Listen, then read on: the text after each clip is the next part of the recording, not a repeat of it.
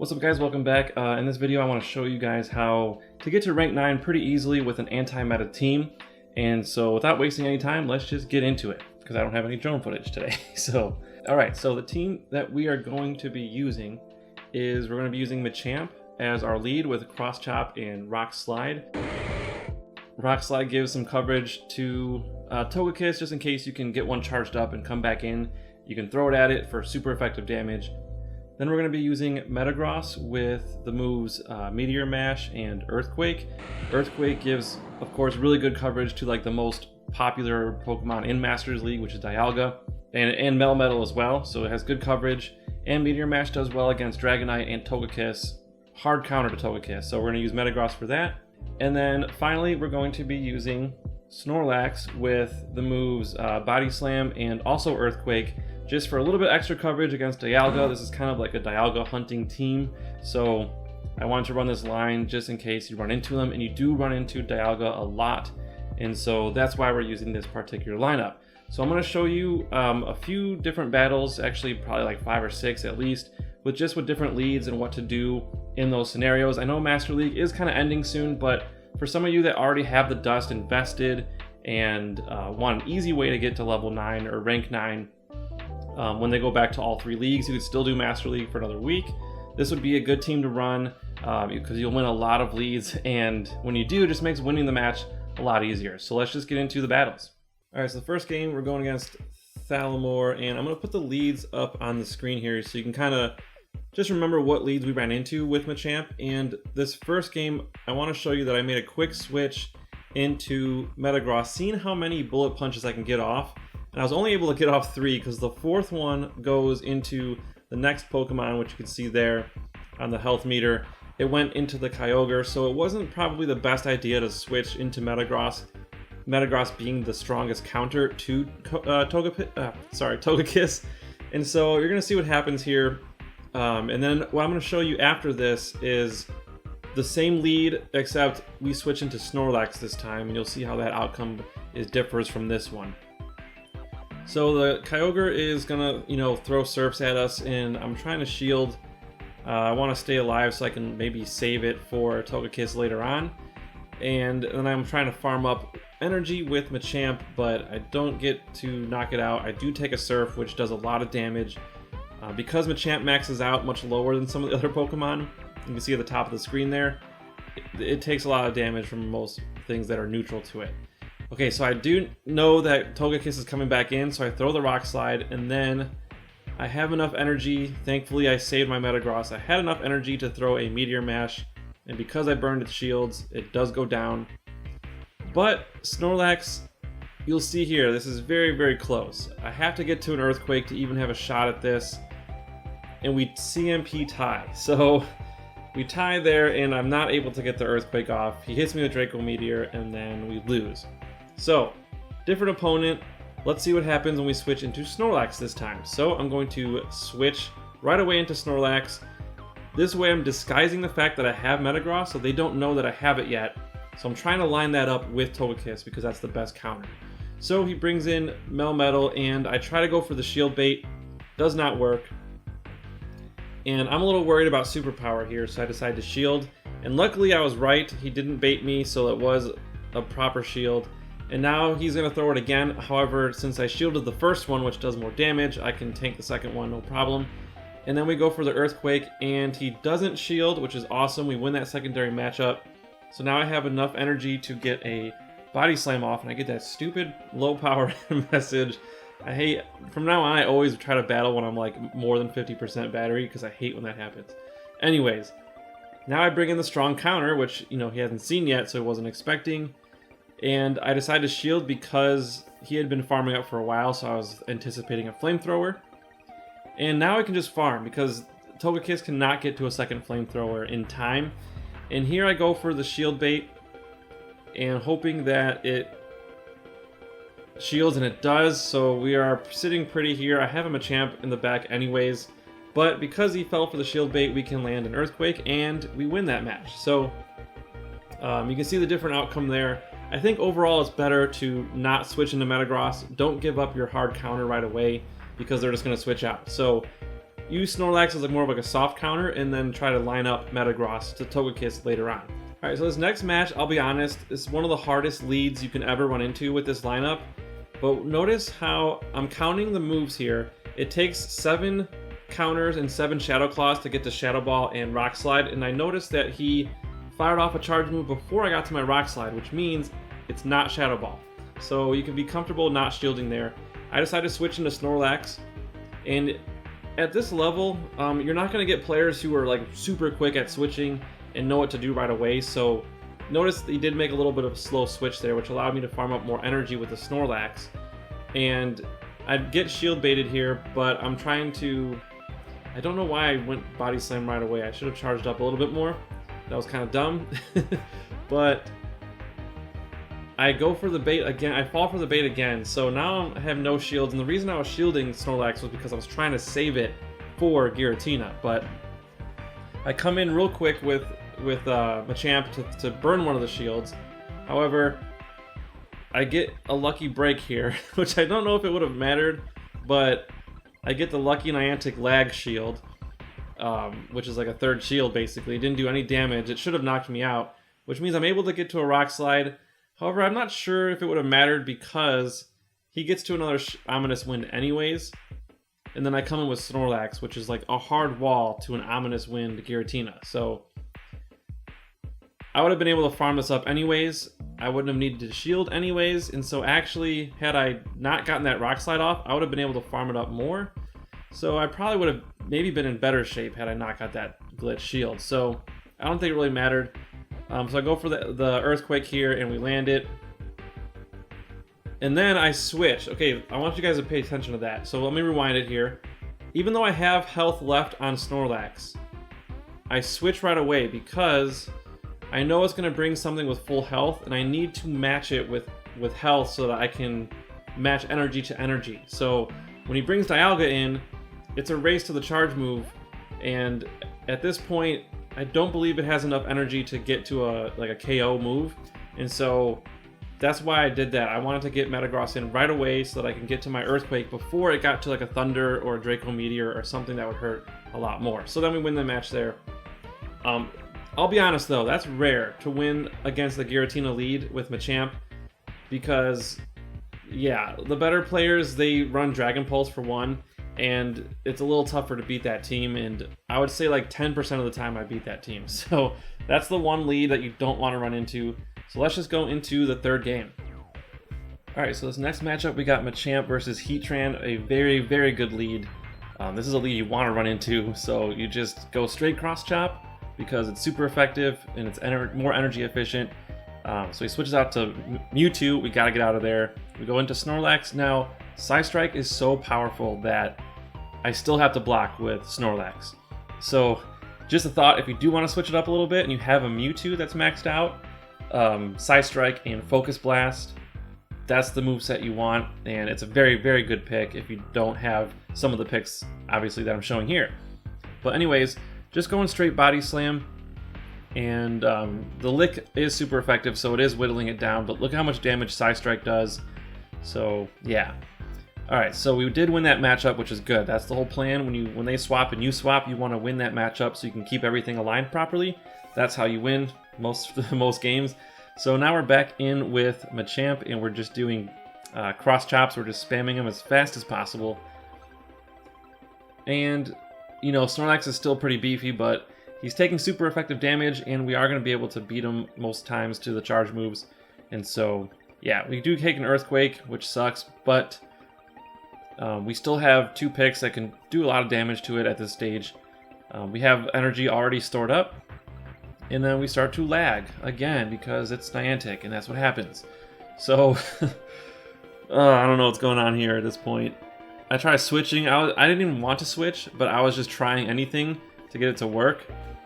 It was stupid. So, but thankfully we have a lot of health with this Metagross, and he didn't have a Earthquake charge, so that was good.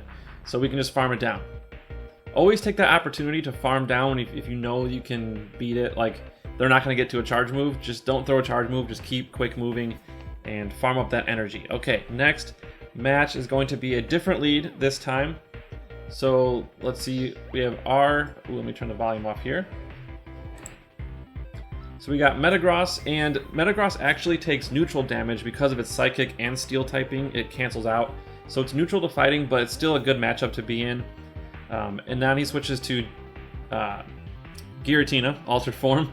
And then, okay, so a Snorlax versus this Giratina specifically, just like with the other one, you don't really want to shield ever.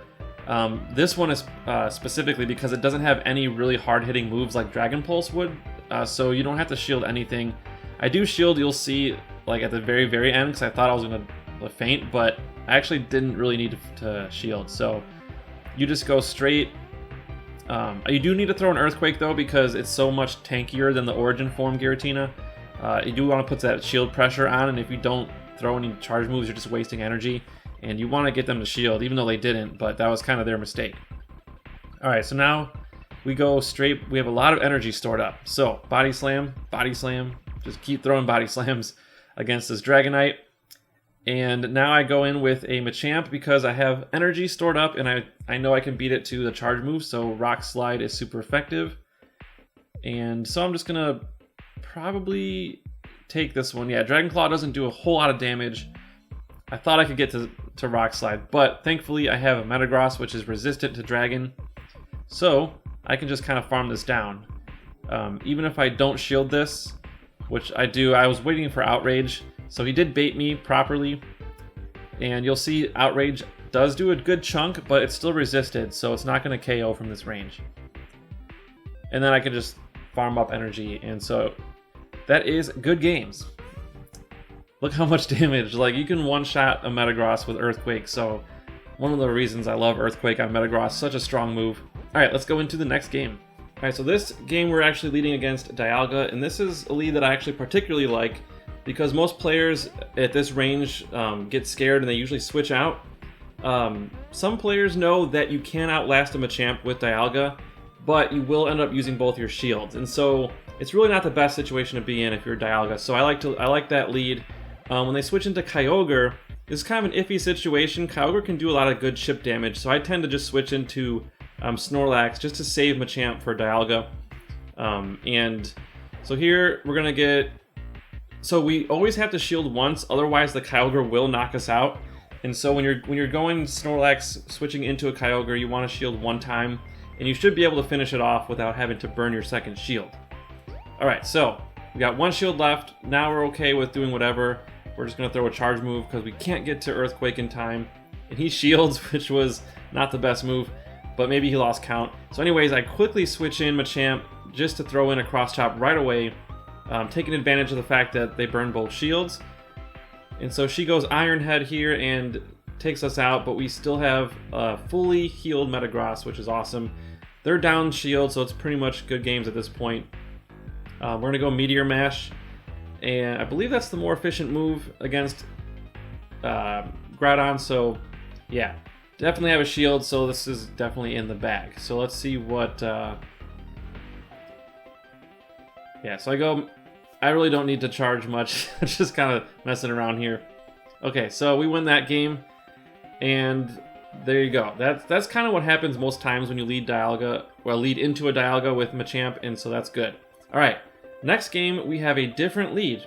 So I'm kind of showing you different scenarios so you kind of know what to do. Okay, Gyarados. Now Gyarados is weak to the rock move, and so I tend to stay in this matchup. I don't want to give up switch advantage when I have a move that can hit it for super effective.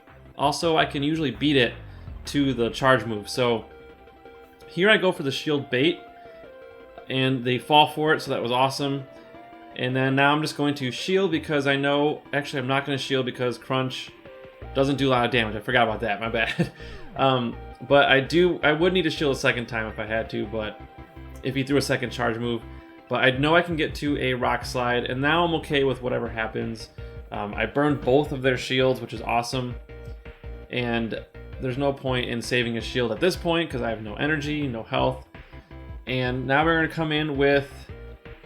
I believe Metagross. It's resistant to the Dragon Breaths, but it does take super effective damage from Crunch, so it's an obvious, really easy decision here. You just shield everything. So So obviously I'm going to shield, and then I should be able to feint it down. If not, I'm gonna go for, nah, I didn't want to feint it down, so I just go for Meteor Mash, and it doesn't KO because I believe it, yeah, it's resisted by the water typing.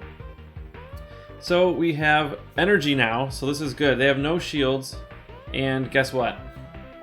We lag again, so a little bit of lag, and luckily he's got no shields, and so we're just gonna throw Earthquake. And let's see if he shields us one. Oh wait, no, he has no shield, so he couldn't have shielded that. So, duh, obviously. But we do have another shield still, and so I like keeping Metagross in at this point because I know it's not going to be able to do much damage to me at this point. Even if it throws Superpower, it won't KO. So I'm trying to just farm up energy. I'm taking advantage of the fact that there might be a Dialga in the back. So just in case, I want to have an Earthquake ready to go, and sure enough, they do. So it's kind of another point to note, if you're in Master League and you haven't seen their Dialga yet, they might have it in the back. So it's good to, if you think you can get to an Earthquake, store up to it, and then you can throw it right at there. So, all right. Might show one more match, and then we'll probably call it a day. So, one more. Let's go. All right, actually, I'm sorry, I got 3 more clips, but you're going to learn something from each one, so if you want to match with this team, definitely give them a watch. We got Dialga lead. This is the perfect scenario. This is like the dream scenario. You want them to switch to Giratina. You switch into Snorlax, which is an absolute wall for this Pokemon. Now, if they have Dragon Pulse, you will want to throw Earthquake just to put some shield pressure on them. Otherwise, it can beat you, and you don't want that to happen. So if they have Dragon Pulse, throw Earthquake. If not, don't throw a charge move, period, because what's going to happen is if you throw charge moves, you might kill it too soon, and you're going to give up some energy. Also, you're going to, if he does shield, you might drain the switch clock, which means he or she can switch out and, you know, dodge that bullet. So you want to keep that Giratina locked in with the Snorlax. So just go straight lick, build up energy, and knock it out before the switch timer goes up.